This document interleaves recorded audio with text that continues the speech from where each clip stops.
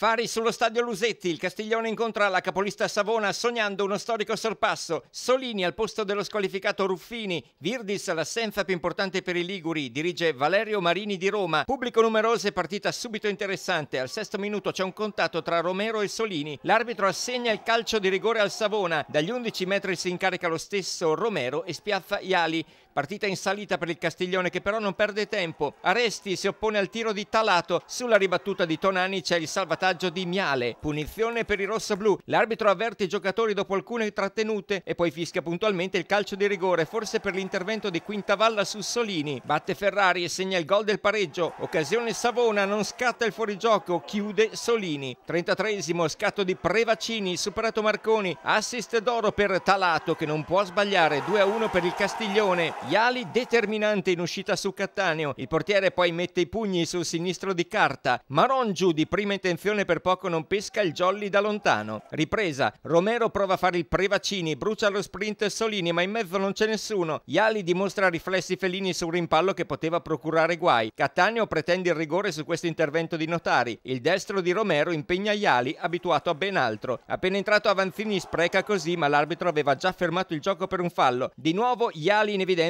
sul tiro di Cattaneo ma il Savona non lo disturba più grazie a una difesa rocciosa e il Castiglione mette a frutto una vittoria che vale il primato.